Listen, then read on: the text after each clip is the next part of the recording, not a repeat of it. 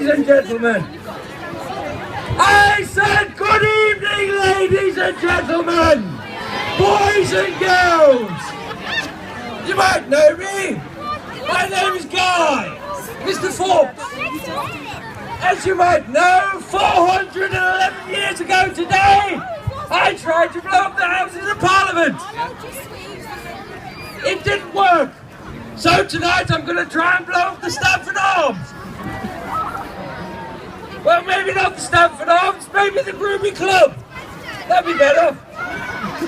Right, as we told you, stay awake, because every now and again we get one of these that goes off right near my head.